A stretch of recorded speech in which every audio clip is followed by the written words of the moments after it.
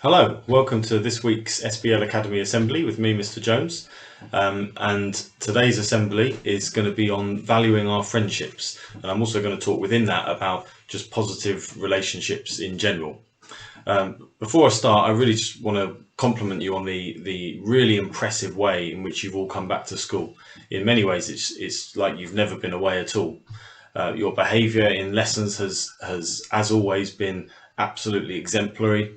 And I know that I speak for all teachers when I say what an absolute pleasure and a joy it is to welcome you all back to school. I think with such a long period of us in lockdown, perhaps one of the things that we've missed are our relationships with others.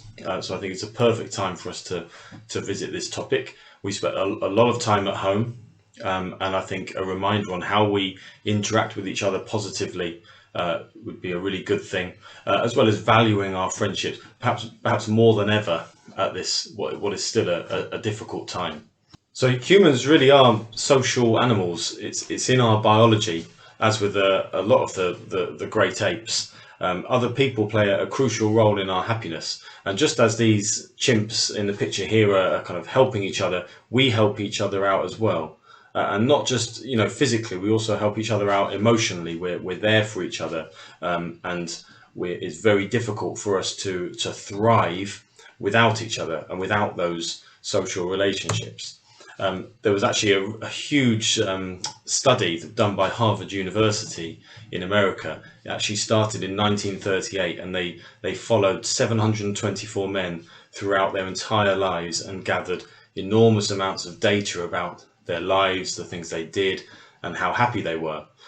They found that the biggest factor for long-lasting happiness was the good relationships that they had within their lives. It wasn't how much money they had. It wasn't whether they had children or not, or their job. It was the relationships that they had within their lives that was the biggest factor in what made them happy. Throughout our lives, we have kind of different types of friends and different types of relationships. There's some people you might have a real laugh with or share your favourite hobbies with. There might be others who you talk to when you need to talk about something really sensitive, or you want to pour your heart out to them. So all of us have these different kinds of friends and these different kinds of relationships within our lives. I thought it might be an interesting activity for you to pause the video now and just have a quick chat with your tutor group about how many friends you think the average adult in the UK has on average. Not only for a second, just so you can maybe have some guesses, but this was a study by the Independent back in 2019. So pause the video here and have a guess. So welcome back. The average number of friends that the Independent found that people had was 16, which you might think sounds like a surprisingly low number. If that's the case, you'd be even more surprised to know that only 3 of those were what were described as friends for life, and a further 5 people that someone would meet up with on their own. So people have a surprisingly small number of what we'd call close friends, but obviously many more acquaintances and people who they meet throughout their lives. The average number of Facebook friends, for example, that someone has is 200 adults, I should say here. And many of these will be acquaintances, people that someone's just met in passing, so not what we'd call a close friend. Despite having a small number of close friends, it's estimated that throughout our entire lives we'll meet between 10 to 80,000 people, so an incredible number. And I really believe that positive relationships with all of those people that you meet throughout your life will make our lives easier, happier, and more fulfilling. I think the key to achieving this is to, as you meet people throughout your lives, accept and celebrate all of their differences, all of our differences. That's one of the beautiful things about life. Look to learn about others and their lives and how they're different from your own. Always treat others with kindness and respect, and try as far as possible to be positive. And I think from that foundation you can build really positive relationships with everyone that you meet.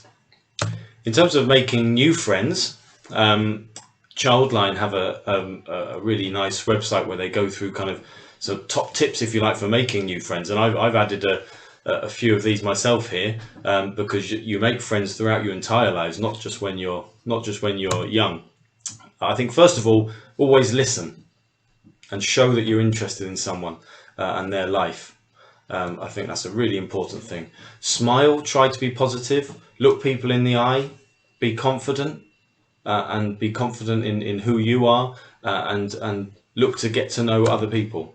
Give compliments. I think that's a really important one. Part of being positive is saying about the good things that somebody else is doing, and things that you like about them. Sharing things, quite difficult in the current situation, but we're not, I suppose, just talking about sharing food or sweets or belongings here. We're also talking about sharing our feelings.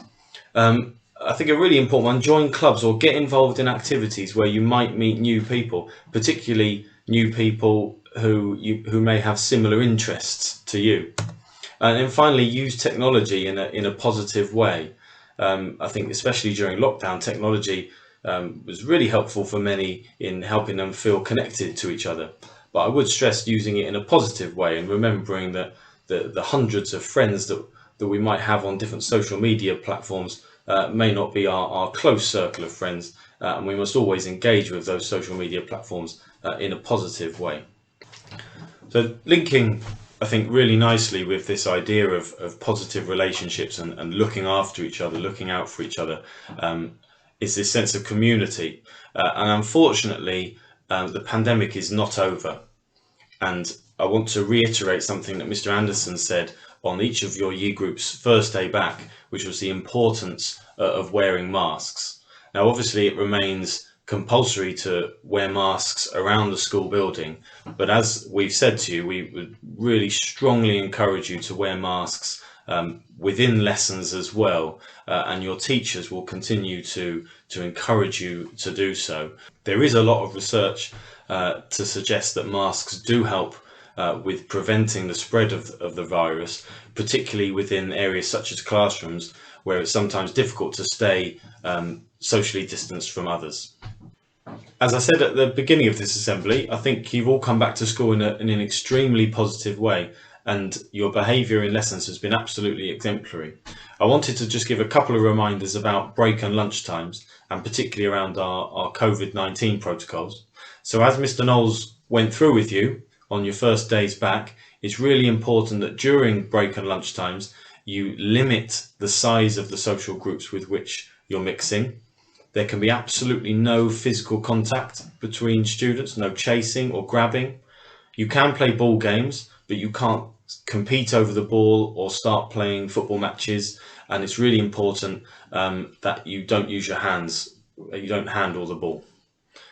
Please allow plenty of time to go to the toilet at break and lunch times. If everybody decides to go at the end of a break or lunchtime, that can be really difficult. And just as we've been doing throughout this whole pandemic, please make sure you keep doing the things that we've always been doing. Regular hand washing, use the sanitizers around as you're moving around your bubble areas and at the beginning and end of break, and always maintain that distance from others, so that we can continue to look after each other during this difficult time. In terms of wet breaks, as you know, if the weather is bad, the teachers on duty will tell you that you're able to go inside, and you must go into your own tutor room and sit in your own tutor room seating plan, so that we know where everyone is. And that's really important. And it goes without saying that you must treat those rooms with the utmost of respect and leave them in exactly the same condition as you found them.